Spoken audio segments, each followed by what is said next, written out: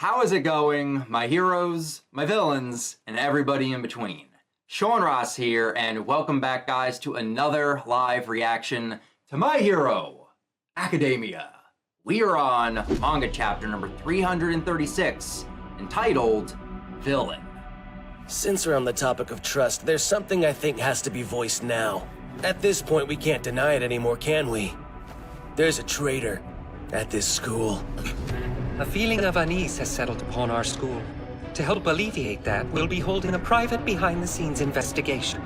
It pains me to suspect not just the teachers, but the students as well. The time has come. All I can tell y'all is that it's about to go down. And right now, I am so damn excited to see what is about to go down in this week's chapter. Because coming off of last chapter's cliffhanger, we had Shigaraki focusing his sights upon UA as he was staring out the mouth of the cave. And as we zoomed in upon the school, we ended off on the shot showing Invisible Girl standing next to the window as All for One proclaimed that he has friends to spare. Oh, is that so? So as of right now, it is looking like Toru Hagakure might be our UA traitor, but knowing Horikoshi, this possibly could be a fake out and it could be revealed to be somebody else entirely. Because I am still very suspicious of our boy, Aoyama. Even though we had that fake out with him in the past, he has been completely MIA from the story since Class 1A confronted Deku. So my top two suspects are Aoyama and Invisible Girl, but I would not be surprised if Horikoshi revealed it to be somebody else entirely, but I am just excited to see what Horikoshi has in store for us. So, mount ladies and gentle criminals, without further ado, let's dive right into chapter 336, and let's kick this chapter off by diving into the 7th anniversary popularity poll color spread. Hey guys! Are you ready? Now let's take a quick look at the standings, shall we?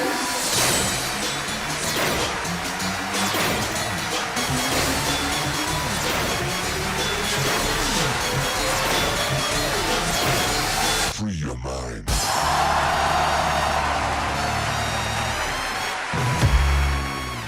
Yo, this right here is a nice looking color page spread showing off our top 10 characters on some snowy mountainside, with each of them having their spirit animal right at their side. And of course, we see our trinity taking the top 3 spots with Bakugo, Deku, and Shoto, and we can see the returning faces of Kirishima, Hawks, Ida, and Aizawa. But we got some newer faces as well, where we can see Present Mike has made the list this year, as well as Shinzo, which makes a lot of sense due to the recent anime season. What? But the biggest surprise for me, and the dark horse coming out of nowhere, is seeing Rhodey and Pino from World Heroes Mission. Look at us. Hey, look at us. Look at us. Huh? Who would have thought? Not me. I'm happy to see that they made the list because it means a lot of people loved their characters from the new movie, but I never would have expected a movie original character to make it into a top 10 spot. Because for me personally, I would take Rhodey off of this list and I would replace him with either Lady Nagant, Shigaraki, but definitely Ochiko would be in my top 10 because I think she is more than deserving for a top 10 spot, especially after those span of chapters of her yelling down to the crowd to get Deku back into UA. I wish she was in the top 10, but I am glad to see that Yoshindo, Discount Deku, did not make it onto the list this year. Know your fucking place, trash. So overall, I think this is a very nice color page spread. I am fine with the top 10 list that we have, but for right now, I am just ready to dive right into the rest of the chapter. What's wrong? Use it! Whoa! What are you, scared or something? I won't be your punching bag! I'm going with everything I've got! You'd better hold up, Deku! And on the first page, it looks like we are diving right into Class 1A's training right here. We can see Bakugo and Deku just going at it right here as they are flying through the air, and we can see the rest of the class training around them. We got Jiro up top unleashing some blasts, as well as Koda, who appears to be doing something in the middle right here. And we got Tokoyami and Sero training off to the right. And then we can see the class's human punching bag, Kirishima, getting double teamed right now by Ojiro and Sato. Phrasing! And yes, I realize the phrasing of that statement. Endeavor taught us that build up and release stuff, but I ain't settling for just one blast. I'm saving up beads of sweat for a barrage of booms all at once. That's what powers my new cluster upgrade and gives a big boost to every move I've got. Store up your power, condense it, then fire. Be able to release your maximum output in one flash, or with focused precision. Okay, so Bakugo is basically taking everything that he learned under Endeavor and is applying it to his new cluster explosions. It takes a while to heat up enough, though. Ah, hence the winter costume. Overheating drains me fast, so it's a choice I gotta make. And that right there explains why Bakugo is currently wearing his winter costume, because it's gonna help him to build up more sweat so he can utilize it for his cluster explosions. And as Bakugo is saying this, we see the return of broccoli-haired Afro Deku. Todoroki is also trying something different. Still figuring it out, though. Yo! You need to learn to control your left side. It's dangerous to release so much energy like that. There's a power inside of you that goes beyond what anyone else can wield. More. Go further. No matter what. Fire or ice. Go beyond that limit. In order to become who I want to be.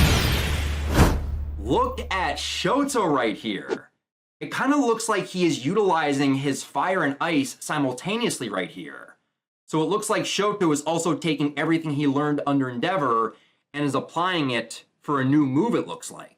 I think I can control my left side just as well as my right now, in order to achieve a body even Dabi can't burn. Right and left, my entire body as one. And we just see Shoto beginning to cough as he is releasing all of that energy. And from Shoto, we go over to Kaminari and Mineta as we see them sitting on a bench right here. My balls! But it looks like Mineta is just continuously taking the balls off of his head and is just throwing them into a pile off to the side. Minoru Mineta, increasing the strength of his scalp will keep his head from bleeding even when he keeps popping off balls. They're saying this is gonna be all-out war or whatever, but, aren't the top two bad guys kinda on the ropes now? Plus, we got Gigantomachia tied down and snoozing, right? Can't we make quick work of those villains once we find them? And we finally get an explanation on what they did with Gigantomachia. They didn't move him at all. He is still in the same exact spot he collapsed in, and they just put up a huge tent and bunker around him and have him tied down. But you know that that is not going to keep him down for long, and it is only a matter of time until he breaks free from these constraints. Listen! There are 3 reasons why that ain't the case. And Bakugo is getting ready to tell Kaminari why he should not have that mindset. Stupid. And we just see this dumb look come over Kaminari's face as he's like, 3 whole reasons? 1. First, finding them all is unlikely. Sure, the good guys found the Nomu hangar, Shigaraki's hideout, and all those secret labs, but no one's ever tracked down the big bad himself, ever since he lost to All Might. You're an eyesore! Old Nutsack Face is the world champ at hide and seek. I'm gonna blow that nutsack of a chin right off your face. These nuts! Ha! Got him! Ha! He's out of line, but he's right. Yo. Bakugo is not wrong with that statement. It is safe to assume that they found all those hideouts because it was all according to All for One's plan. But I cannot believe he just called All for One Old Nutsack Face. That right there is the perfect description for AFO. Super gross. And as he said that, we just see Jiro glare over to Bakugo and is like, gross, knock it off. 2. But now we got Momo chiming in to give the second reason. Reason 2. Shigaraki's body wasn't even complete last time, while this time, our own forces have thinned to half their former numbers. And Bakugo's like, yup, Momo gets it. And we just see that dumb look on Kaminari's face. He's like, oh, when you put it that way, I guess it's not going to be that easy. And then Bakugo says, and third, they're the ones with the finger on this trigger. Even if he might have lost that search quirk in the battle against the US, they still get to make the opening move. That's why our side's calling up every able body we got. Sheer numbers will give us a chance. And then Broccoli Hair Deku is chiming in to say, if nothing else, we can choose how to enter this fight. Hopefully in a way that steers it in our favor. I'd better rejoin the search too. Don't you mean we had better? And we just see Ida appear behind Deku and just karate chops him on top of the head, reminding him, hey, it's not I anymore. It is we. We will go out and rejoin the search. So in other words, I'm your watchman. I'm right here.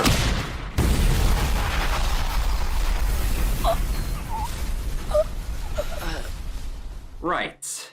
We. On that note, and we just see Deku just turning his head, looking around everywhere.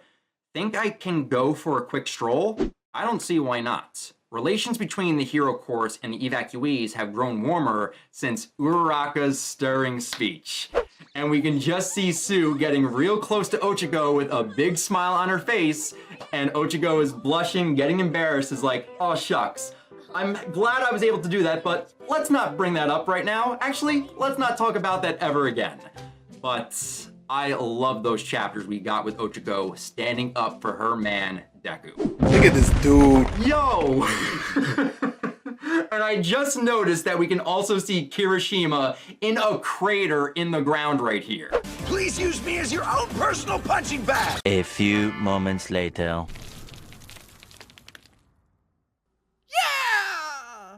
Wow. Ojiro and Sato really pummeled Kirishima into the ground, literally. And then we just see Kaminari taking a sip of his water as he says, I guess, even with his back against the wall, All for One still got that grin on his face. Meanwhile, yo, here we go. We are going to the forest around UA, and we can see Hagakure right here, hiding behind one of the trees. Ever since all the stuff in Gunga and Jakku, you've been down in the dumps. I mean, we all felt that way, but still. And here we go. Gotcha, bitch! That's how it is. Yo, wait a minute. Was I right? It's not Hagakure. She is currently spying on 3 silhouettes that are meeting in the distance. You don't have a choice. Another order's just come in from him. Don't worry, this is just like always. Even if they intercept the message, it's in code. They'll just think it's communication between civilians. And no security cameras will catch us in the spot, right? It's fine. Yes, just fine. I had to wonder why you haven't smiled once since Midoriya came back to us. I was just worried. Everything leading up to Kamino, you always pulled off just what All for One asked. the time has come. After 7 long years.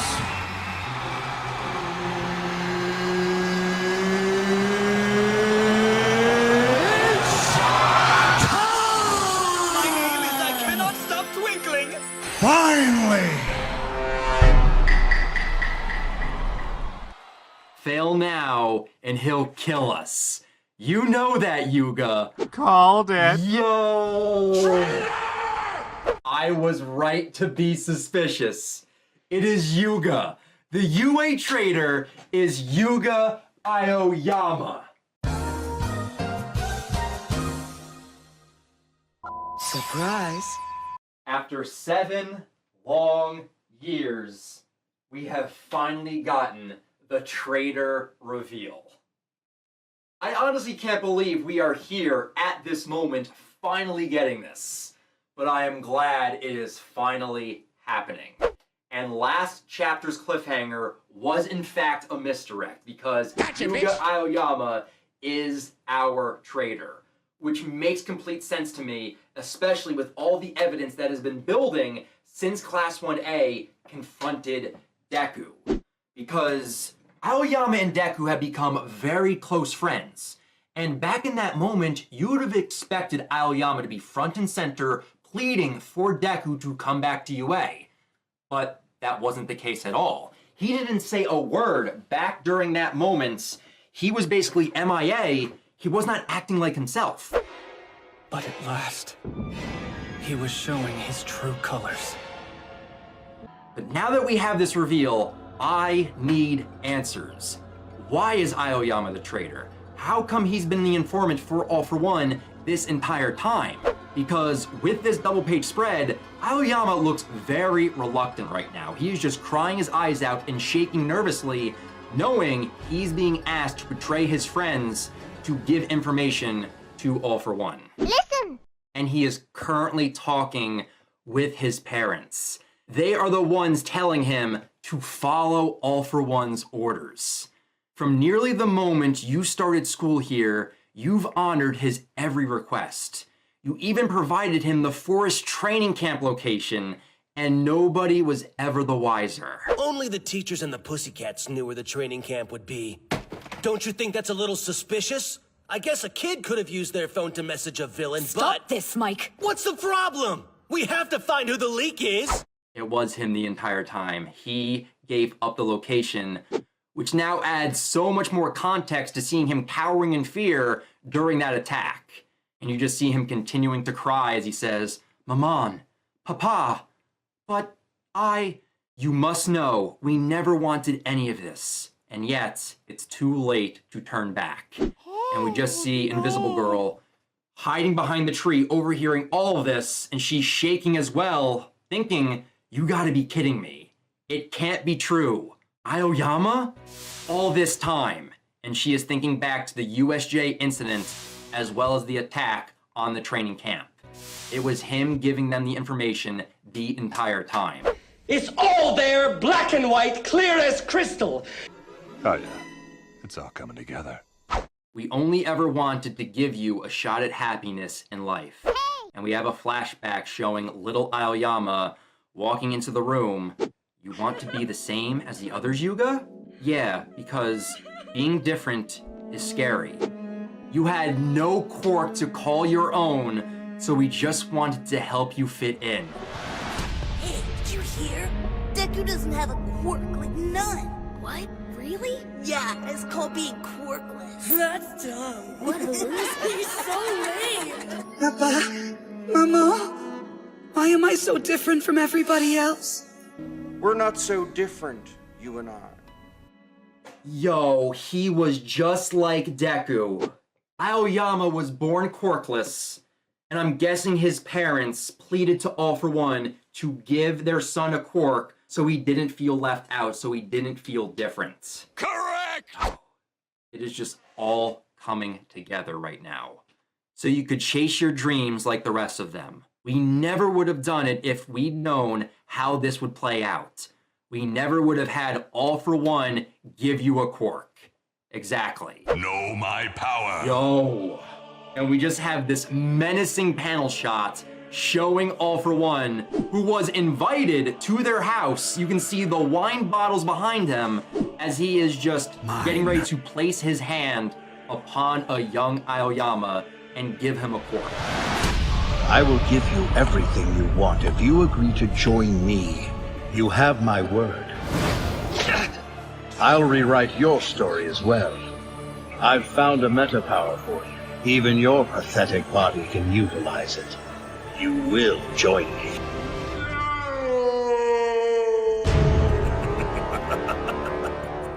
But we're in too deep now. Now that he has this hold over us, there's no running from All For One. This is exactly what he does. He'll give you a quirk, but then he'll ask you to repay him tenfold.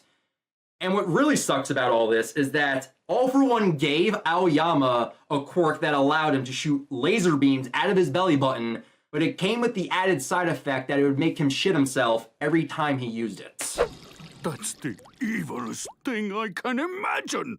My God, this man really is pure evil, giving a little kid a quirk like that. And you can just see Aoyama continuing to just cry his eyes out. And then we go back to Invisible Girl, who is now getting ready to run as she says, I've got to find someone, a teacher, anyone. Ah, and she can see someone in the distance. Hello there. That's going to be Deku. It has to be Deku, because earlier in the chapter he said he wanted to take a stroll. Man, I'm tired of being right. Invisible Girl is going to run into Deku, bring him here, and he's going to overhear everything. And then we just have Aoyama saying, I've endured so much heartache. I had to play my part right to avoid suspicion, always putting on a brave face to smother my guilty conscience. When All For One was finally caught in Camino, for a moment I mistakenly let myself believe that just maybe I was free to have true friends and put an end to my acting. Oh, now I see. Now I get it. Now the pieces are falling into place. It's all coming together now. Oh, Yuga, please forgive us. Forgive your loving parents for being such fools. And we just see Aoyama just getting ready to fall down to his knees as he continues to cry. Ah, Maman, Papa, I only wanted to protect you. I cannot let him kill you. And that right there is what's driving Aoyama to do this. The threat of All For One killing his parents. Yuga, please, we're begging you. You have to save us, Yuga. What? And we have a rustling in the forest behind them. Oh no. And we see the mom turning around to reveal Deku being led by Invisible Girl. What the fuck? And that shocked look on Deku's face says it all. He just overheard everything and is now realizing that Aoyama is in fact the UA traitor. No. It's not true. That's impossible. Search your feelings. You know it to be true.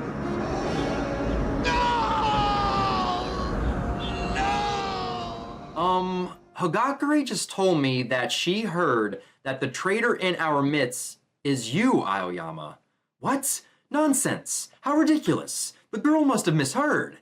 And right now the parents are trying to do damage control for this situation. They're like, no, no, no. That's not what we're talking about at all. Your invisible friend just misheard us. All right, move on. Nothing to see here. Please disperse.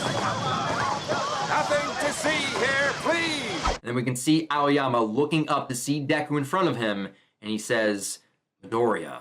Oh, Midoriya. And the sight of Deku just making Aoyama cry even more. I was the only one who couldn't say a word to you. In that moment, only I was silent. Exactly what I had been saying. He did not say a word back in that moment. Aoyama, Stop. I can't take it. Not from you. And we have a shot showing Aoyama when he received Deku's letter when he left UA and explained everything about him, his connection with All Might, and the quirk of One for All. You've been looking so gloomy lately. Only you. I thought something must be wrong, so I came looking for you out here. Look. And that explains why Deku was looking around at the beginning of the chapter during the training, because he noticed that Aoyama was not there, and he was getting a bit worried and suspicious, so he came out here looking for him. And Aoyama is just staring back at Deku in silence. Yes, only me. I always wanted to feel equal. Flashback. And that panel shot right there brings us all the way back to the provisional license exam, because that's the moment when he fired his laser beam up in the air to save Ida in that moment. What are you doing? I'm standing out. If you try to protect me, you'll fail the test. You'll have a much better chance without me. Please, let me do this for you. Where is this even coming from? Something you said earlier inspired me. Your ultimate dream. I always wanted to be an equal to the amazing people at our school.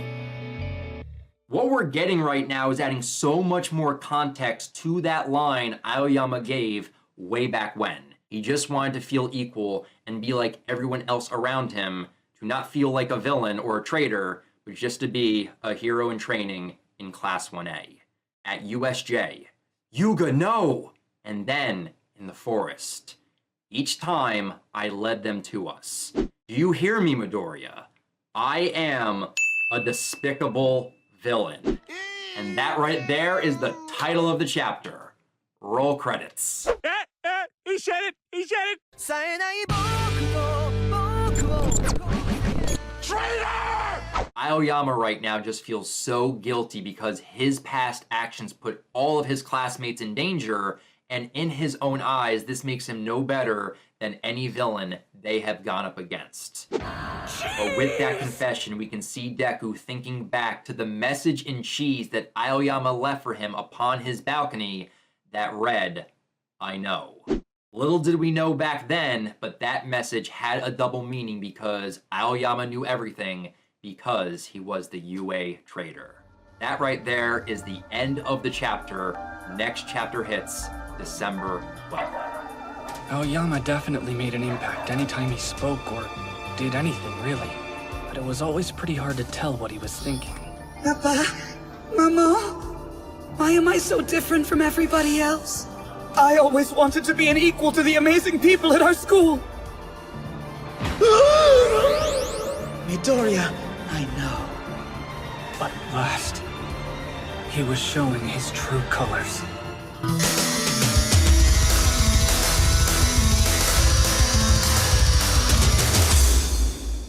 Yo, this right here was a great chapter of MHA, and Horikoshi definitely delivered by revealing Aoyama to be the traitor. Because not only does this put into perspective all the past events with Aoyama, but it also explains why the traitor subplot just disappeared during the middle of the story. It's because All For One got locked up in Tartarus. And now that he is broken out, he is forcing Aoyama yet again to betray his friends.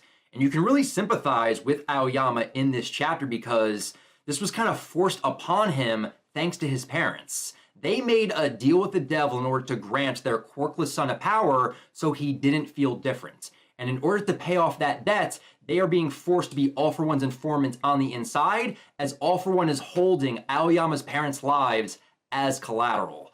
So you can really understand why Aoyama did what he did. But going into next chapter, now that Deku is aware that he is the traitor, I am curious on what he's going to say and do, but there is no doubt in my mind that our boy Deku is going to try to save Aoyama and his parents from the clutches of All For One. But I am just happy to now have the traitor reveal out in the open. It feels good, and I am just curious to see where we are going with Aoyama moving forward. So with that, guys, that right there is my live reaction to chapter 336 of My Hero Academia. But for now, I definitely want to hear your guys' thoughts on the events of this chapter. What did you guys think about the chapter overall? And were you guys surprised to see that Aoyama was revealed to be the traitor? And do you guys sympathize at all with the situation that Aoyama is in? And where do we go with his character moving forward? Leave your thoughts down in the comments below, and feel free to subscribe to the channel and click that bell icon that you guys can be alerted for every new MHA reaction that pops up on the channel. But if you guys want to talk about other things or talk about MHA outside of YouTube, feel free to also follow me over on Twitter. A link to my Twitter account can also be found in the description down below. But that's going to do it for me here, guys. So until next week, when we have chapter 337 of My Hero Academia, I'll talk to you guys next time. But remember, go beyond plus Ultra!